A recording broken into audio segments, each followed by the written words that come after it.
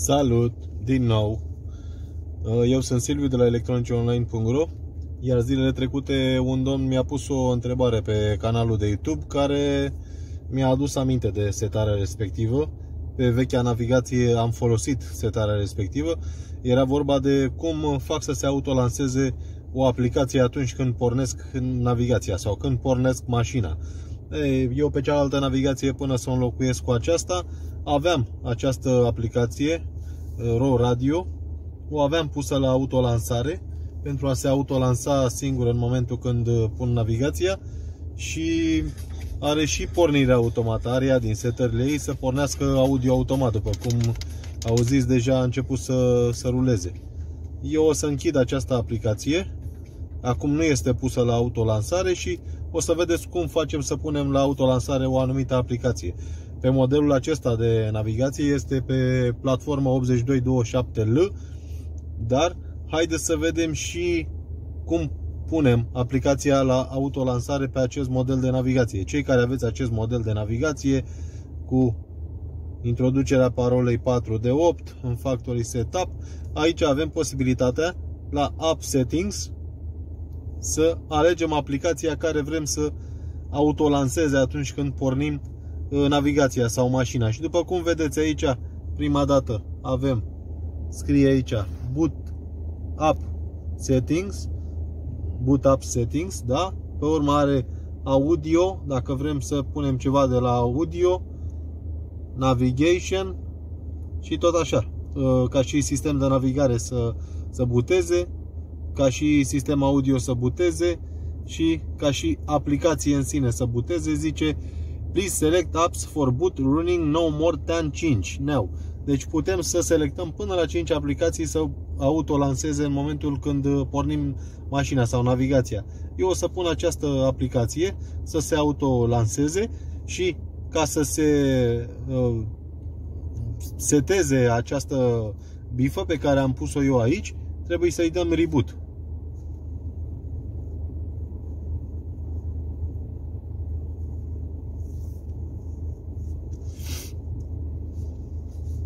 O să vedeți că acum, după ce se reîncarcă sistemul, va porni aplicația respectivă, se va autolansa singură. După câteva secunde, bineînțeles, după ce se încarcă sistemul în totalitate. El, chiar dacă apare imaginea, în spate se mai încarcă parte din sistem, se încarcă în spate. Și imediat ce va încărca sistemul, se autolansează aplicația de audio, de radio pe care am pus-o eu acolo. Puteam să setez oricare dintre aplicațiile afișate acolo.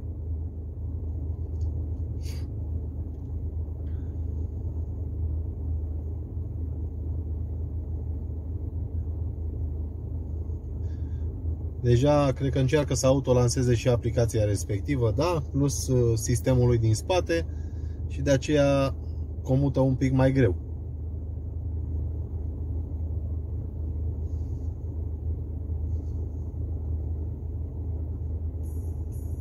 După cum auziți, deja rulează.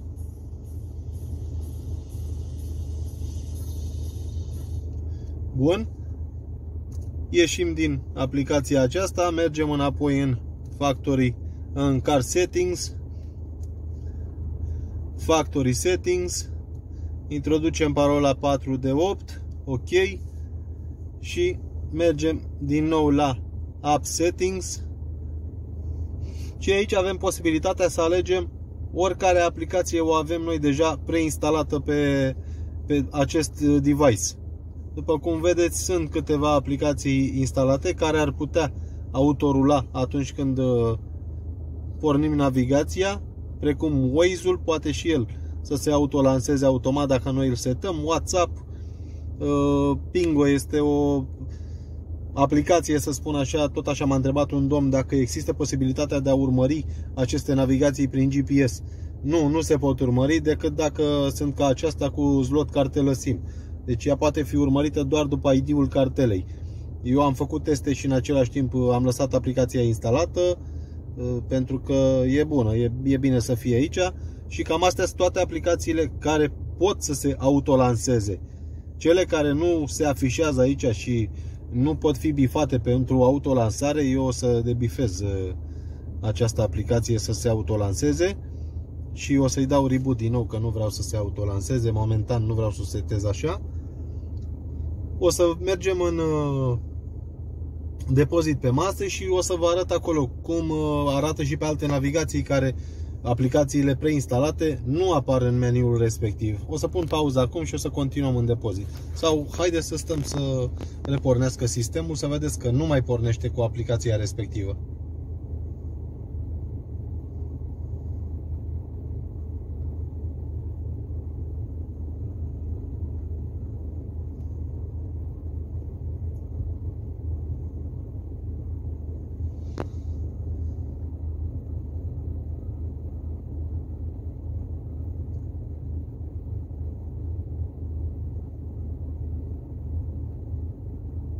Vedeți, deja sistemul s-a încărcat.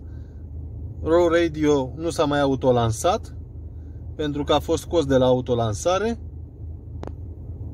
Deci așa puteți pe modelul acesta MTK8227L să puneți la autolansare.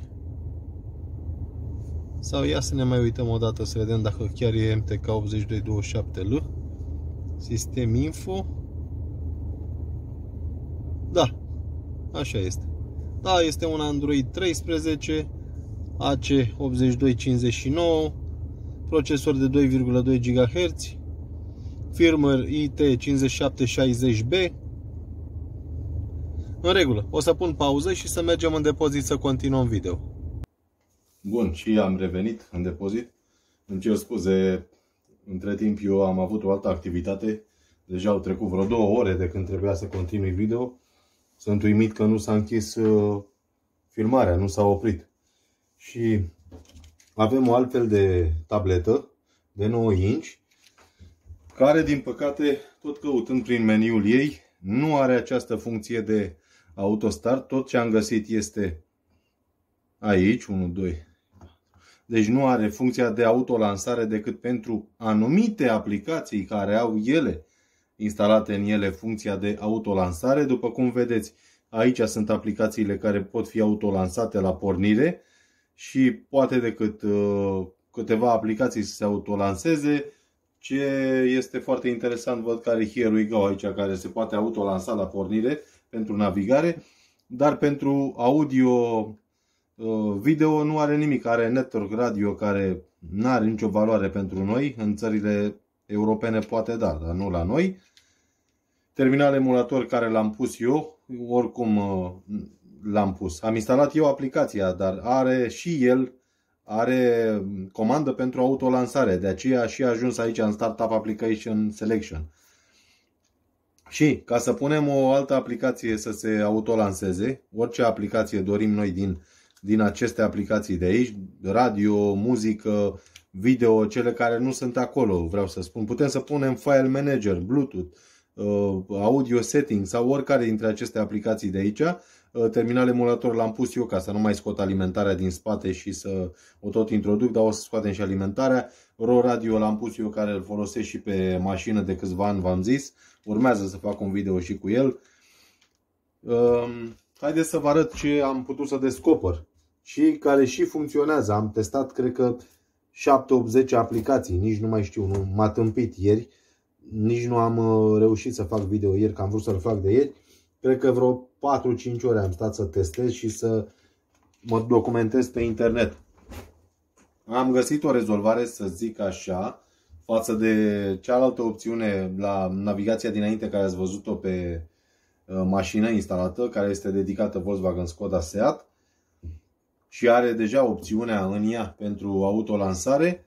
Asta nu are decât pentru cele care le-ați văzut acolo. Și cum facem ca să lansăm o aplicație pe care o dorim noi? Avem câteva aplicații aici. Astea toate le-am testat eu. MacroDroid, scuzați-mă. E foarte, foarte inteligent, dar trebuie plătit. Și are și comandă pentru a se duce acolo la autolansare, să puteți să-l bifați să se autolanseze, după care, dacă se autolansează el, va lansa în urma lui și aplicațiile care le setați voi pentru autolansare. Cea mai bună mi s-a părut până acum, în afară de MacroDroid, care trebuie plătit, Este doar 7 zile gratuit, este boot control. Mi s-a părut foarte, foarte bună și face ceea ce spune. Celelalte au mai dat eșecuri. Ba pornesc, ba nu pornesc. E posibil ca și asta să dea eșec la un moment dat, dacă este închisă aplicația sau nu îi se dă permisiuni. O deschidem. Așa arată. Trebuie doar să dăm click pe rotița aceasta. Și avem aici Delay to launching apps in second. Să setăm timpul de lansare în secunde după ce se încarcă meniul definitiv. Eu o să las 2 secunde cât este minim, pentru că aplicația pornește destul de navigația, scuzați-mă, tableta pornește destul de repede, dar sistemul în spatele imaginii care pornește, lansatorul de start, să zic așa, sau pagina principală, sistemul în spate tot mai lucrează, el tot se mai încarcă și durează mai mult de 3-4 secunde decât pornește tableta, el în spate mai lucrează 15-20 de secunde până se încarcă definitiv. Și abia atunci își dă aplicația boot control start, pornește și ea și lansează aplicația care o setăm noi. Da, e bine și așa, eu zic că până vă puneți centura, până vă pregătiți să plecați după loc, a pornit aplicația care vreți voi să se autolanseze. Asta vorbim în cazul în care plecăm dimineața de acasă. După ce navigația, uite, o să pun aplicația RO Radio, pornește cam greu și așa, ia se pun pe asta video, că o încarcă mult mai repede, am văzut. Eu am testat între timp, să știți că am testat, m-am tot jucat și n-am fost mulțumit de niciuna. Asta v-am zis. Și MacroDroid, foarte, foarte interesant. MacroDroid, cel puțin pe telefon, funcționează impecabil, dar aici vorbim de cu totul alt sistem care are alte permisiuni și ca să-i dăm toate permisiunile de care are nevoie, trebuie rutat. O să pun puțin pauză că îmi sună telefonul. Îmi pare rău pentru pauză, dar am fost contactat și trebuia să răspund. Nici nu mai știu unde am rămas, dar am setat o aplicație de video, să zic așa. Aș mai seta încă una să se autolanseze, dar hai să încercăm prima dată cu asta de video. Îi dăm save, s-a salvat, mergem un pic înapoi, dăm pe căsuța asta de play, mergem pe acasă. Eu am aici, ca să nu mai scot alimentarea din spate, am un terminal din ăsta în care o să-i dau o comandă și o să repornească ca și cum aș fi scos alimentarea din ea. Deci ca și cum ați scoate cheia din contact, ați mers acasă, rămâneți acasă peste noapte, mâine dimineață plecați cu mașina la serviciu, navigația pornește, iar aplicația pentru autolansare o să-și facă treaba.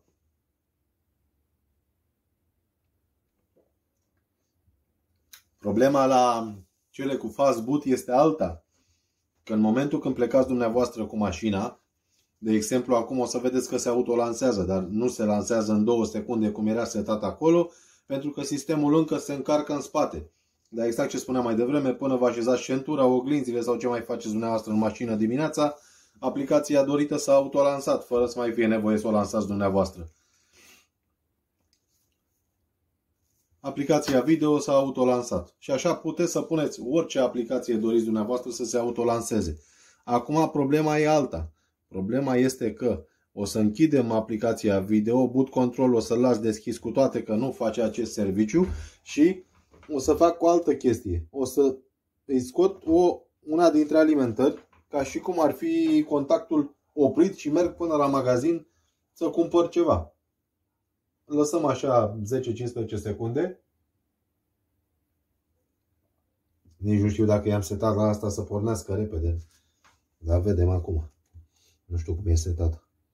Și hai să vedem cum va porni. Dacă se autolansează aplicația de video, după ce ea a fost în sleep. Deci playerul navigația acum se consideră că a fost în sleep, în somn, da? Nu a fost închisă definitiv, iar aplicația Boot Manager sau cum Dumnezeu se mai numește ea, că m-am tot jucat cu atâtea aplicații de nici nu mai știu, Boot Control este pornită, dar nu știe să autolanseze din nou. Vedeți? Este pornită, dar nu este pornită, este oprită de fapt. Deci când intră în sleep, sleep-ul oprește aplicația Boot Control și nu mai poate lansa din nou aplicația video deschisă de dumneavoastră mai devreme. Dar, chiar și așa, din testele mele, nu ar trebui să vă faceți griji, pentru că dacă deschidem aplicația video, da, o lăsăm deschisă, chiar o lăsăm să ruleze. Au ei un clip video aici pus, îl lăsăm să ruleze și considerăm din nou că noi am oprit mașina,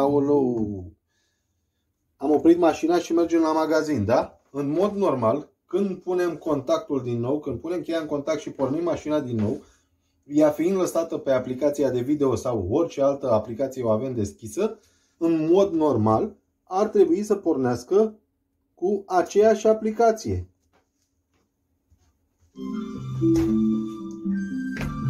Deci aplicația Boot Control până la urmă își va face treaba, pentru că ea nu trebuie să autopornească aplicația care doriți dumneavoastră decât în momentul când navigația a fost închisă definitiv, de exemplu dimineața. O să-i dau din nou, de fapt nu o să-i dau, o să scot și din spate ca să nu credeți că fac vreo glumă, dar întâi să-mi pornesc aplicația. Este pornită, da? O las pornită și scot alimentarea din spate, da? S-ar putea ca mai devreme să nu-i fi dat salvare sau să nu-l fi pornit, cine naiba știe. Nu știu. Deci e cu duș întors și cu Boot Control. Însă am mai găsit încă o soluție, să spun așa. Acea soluție este bună, dar mie nu-mi place cum arată. O să vă prezint și pe aceea și dumneavoastră. Este vorba de un lansator, ca să schimbăm lansatorul, Agama Launcher se numește și are destul de multe funcții în el. Sunt curios să văd dacă și de această dată pornește. Dacă nu pornește, nu e atât de deosebită aplicația asta Boot Control.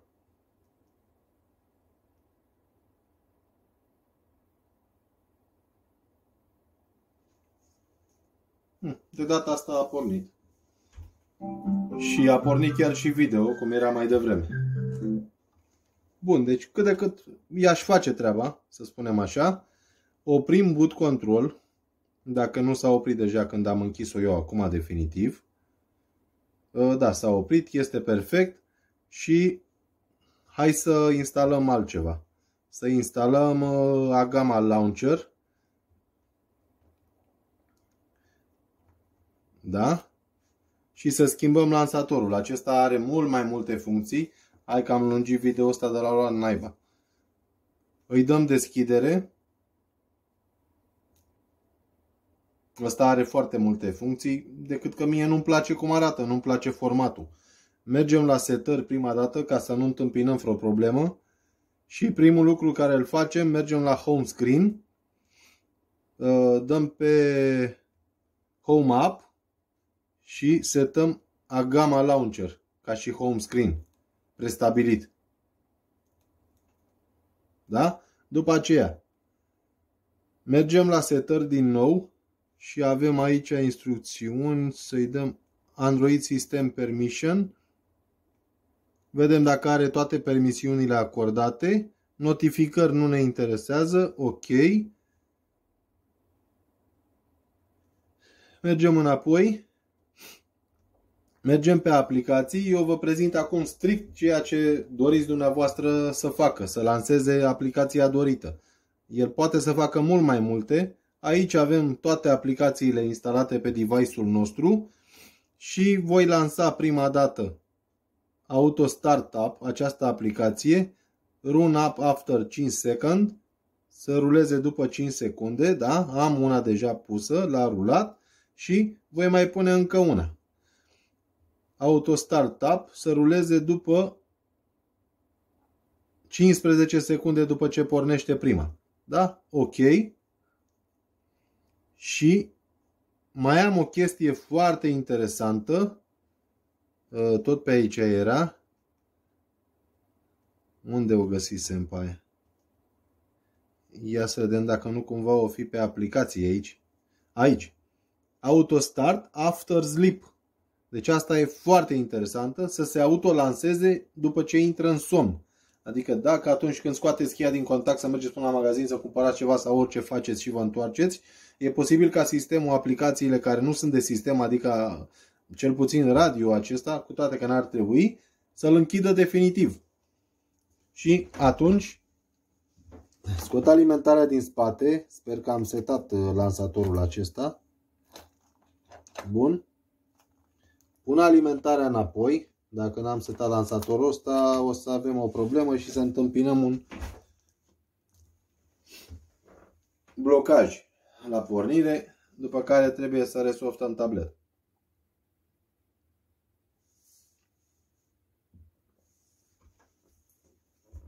În mod normal trebuie să lanseze cu lansatorul respectiv, că l-am setat mai devreme parcă. Și să vedeți că o să vă arate că începe să lanseze aplicațiile. Și timpul a început aici. Pentru lansarea primei aplicații, start, a plecat prima aplicație. Da? Așteptăm încă 15 secunde, parcă i-am dat. Au trecut deja cele 15 secunde, a pornit a doua aplicație.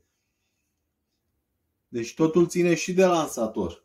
Lansatorul ei standard nu are această opțiune. Ăsta este făcut să ruleze peste celelalte aplicații, de aceea a intrat din nou. Bun, ăsta are și opțiune să autopornească dacă vreți voi din setări de aici. Deci cam asta este cu Agama Launcher. Acum închidem toate aplicațiile. Agama Launcher se va lansa din nou, că este lansatorul principal. Dar îi va lua ceva timp să-și dea seama că trebuie să se lanseze din nou. Sper să nu se fi închis definitiv. Sau poate trebuie să dăm noi pe... Trebuia să dăm, da. Și vreau să le pun în somn. El deja a fost ca și cum ar fi în somn. Deja se autolansează din nou aplicațiile. Video l-am oprit. Start pentru a doua aplicație. Și a doua aplicație. O oprim și pe aceasta. Bun. Și acum vreau să scot cheia din contact, să facem și testul după slip, dacă se autopornește. Și cam atât o să vă prezint în acest video, că oricum l-am lungit de la lua naibii. Am venit în mașină, pun cheia înapoi în contact și nu mai pornește navigația. Ce naibii am făcut aici? Am mișcat firele astea. Și deja lansează aplicațiile din nou. O să opresc că am făcut aici o nebunie cu toate cablajele mele tras dintr-unul într-altul și așa mai departe. Dau pe ecranul principal. Deja s-a lansat și a doua s-ar fi lansat peste cealaltă. Închidem aceste două aplicații. Acum asta a rămas presetat, stabilit. Este bun și lansatorul acesta, este destul de drăguț. Poate fi customizat în fel și chip. Aici puteți să schimbați voi, să puneți un alt player. La muzică, dacă dați pe muzică, ar trebui să pornească playerul sau nu are setat. Name, să-i setați aplicație. Ce aplicație vreți voi să-i setați de muzică. E destul de bun și lansatorul acesta. Eu am fost Silviu, dacă vă este de ajutor tutorialul meu, lăsați și voi un mesaj, lăsați și voi un like, distribuiți, abonați-vă, faceți cum vreți voi. Vă rog, nu mai puneți întrebări pe lângă subiect. Momentan, atât am putut să fac legat de această cerință cu autolansarea unei aplicații. O să mă mai documentez zilele următoare sau pe viitor și dacă mai descoper ceva sau pot să vă mai ajut cumva, o să mai fac un video și să vă pun la dispoziție. A fost destul de lung video, îmi pare rău, dar a fost atât de prezentat și atâtea pauze că nici nu mai știu ce am spus în el. Vă salut!